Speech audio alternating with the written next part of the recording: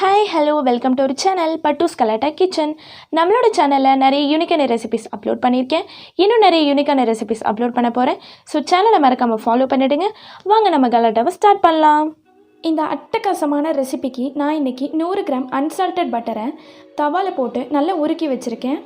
இது சூடாக ஆட் பண்ணிடக்கூடாது. ஸோ அதனால் இது நல்லா ஆறட்டும்.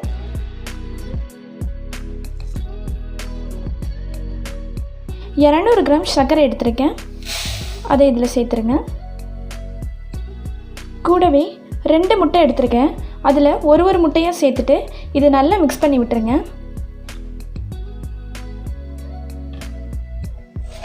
இப்போ இது நல்லா மிக்ஸ் பண்ணியாச்சு. இங்கே பாருங்கள், சுகர் எல்லாம் நல்லா கரைஞ்சி வந்துருச்சு.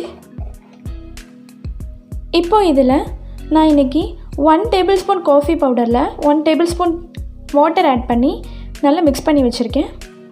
அதை இதில் சேர்த்துருங்க.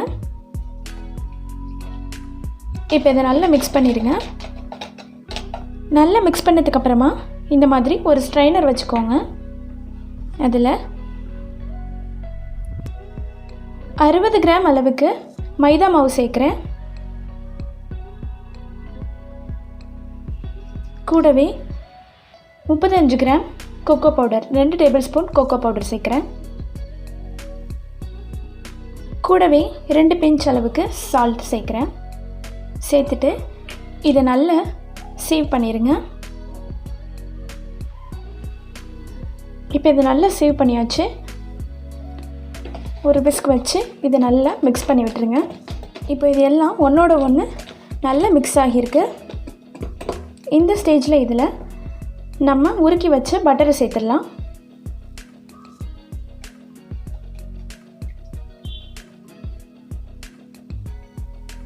இப்போ இதையும் சேர்த்துட்டு நல்லா மிக்ஸ் பண்ணி விட்டுருங்க.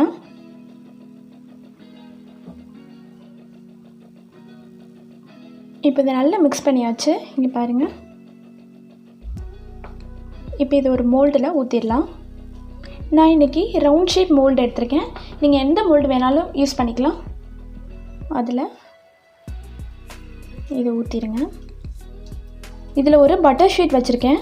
ஒருவேளை உங்கள்கிட்ட இந்த மாதிரி மோல்டு இல்லைனாலும் நோ ப்ராப்ளம். நம்ம வந்து மோல்டு இல்லாமல் ஆல்ரெடி ஒரு கேக் பண்ணியிருக்கோம். அந்த மாதிரி கூட நீங்கள் பண்ணிக்கலாம். இந்த மாதிரி ஊற்றிட்டு இதை நல்லா தட்டி விட்டுருங்க. அப்போ தான் இதில் எதுவும் ஏர் பபிள்ஸ் இருந்தாலும் வெளியில் வந்துடும். இது மேலே நான் டெக்கரேஷனுக்காக கொஞ்சமாக நட்ஸ் தூவி வைக்கிறேன். இது வந்து எக்ஸ்ட்ரா தான். உங்களுக்கு வேணும்னா அதை ஆட் பண்ணிக்கோங்க, வேணான்னா விட்டுருங்க. கூடவே கொஞ்சமாக சாக்கோ சிப்ஸ் தூவுறேன்.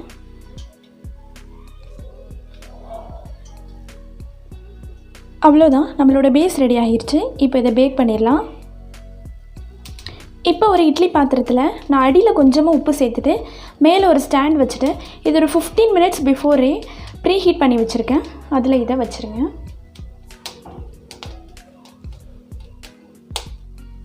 அவ்வளோதான். இது மேலே ஒரு மூடி போட்டு மூடி வச்சுருங்க. இது ரெடியாகி வரத்துக்கு கிட்டத்தட்ட ஒரு 1/2 hour ஆகும். இது அப்படியே இருக்கட்டும். இது மீடியம் ஹீட்டில் இருக்கட்டும். ஃபுல்லாக வச்சிடாதீங்க. மீடியம் ஹீட்லேயே தான் இது குக் ஆகணும். அதிகமான ஹீட்டில் வச்சிட்டிங்க அப்படின்னா அடி பிடிச்சிரும். ஸோ அதனால் மீடியம் ஹீட்லேயே வச்சு இதை குக் பண்ணிவிடுங்க. இப்போ இது பேக் ஆகியிருக்கான்னு பார்க்கலாம்.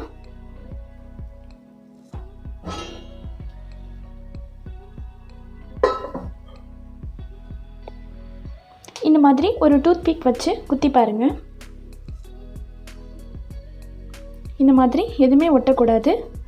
அந்த மாதிரி ஒட்டலை அப்படின்னா இது நல்ல பேக் ஆகிருக்கு. இங்கே பாருங்கள். இப்போ இதில் எதுவுமே ஒட்டலை. இப்போ இதை எடுத்து வெளியே வச்சுட்டு இது நல்லா ஆற விட்டுருங்க. இப்போ இதை வெளியில் எடுத்து வச்சிடலாம். வெளியில் எடுத்து வச்சாச்சு. இப்போ இதை நல்லா ஆற விட்டுருங்க. நல்லா ஆறினதுக்கப்புறமா இது கட் பண்ணலாம். இப்போ இது ஒரு பிளேட்டில் மாற்றி வச்சிடலாம்.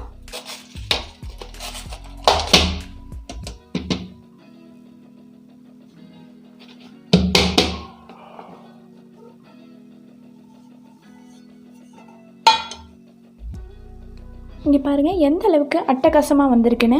இப்போ இதை கட் பண்ணிடலாம்.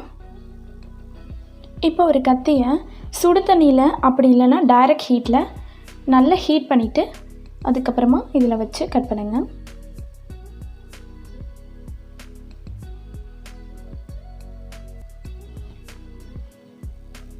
நான் இன்றைக்கி இந்த மாதிரி ஷேப்பில் கட் பண்ணியிருக்கேன். உங்களுக்கு பிடிச்ச ஷேப்பில் நீங்கள் கட் பண்ணிக்கோங்க. அவ்வளோதான், நம்மளோட ப்ரௌனிஸ்லாம் ரொம்பவே அட்டகாசமாக ரெடி ஆகிருச்சு. இங்கே பாருங்கள் எந்த அளவுக்கு சூப்பராக வந்திருக்குன்னு. இது மேலே கொஞ்சமாக சாக்லேட் சிரப் ஊற்றிருக்கேன். இது அவசியம் கிடையாது, வேணும்னா நீங்கள் ஆட் பண்ணிக்கலாம், வேணான்னா ஒமிட் பண்ணிடலாம். இந்த வீடியோ உங்களுக்கு பிடிச்சிருந்துச்சுன்னா லைக் பண்ணுங்கள், ஷேர் பண்ணுங்கள், கமெண்ட் பண்ணுங்கள். மறக்காமல் எங்கள் சேனலை சப்ஸ்கிரைப் பண்ணிடுங்க. அப்படியே பக்கத்தில் இருக்க பெல் ஐக்கானையும் கிளிக் பண்ணிடுங்க. நாளைக்கு ஒரு புதிய வீடியோவோட மீண்டும் சந்திக்கலாம். பை.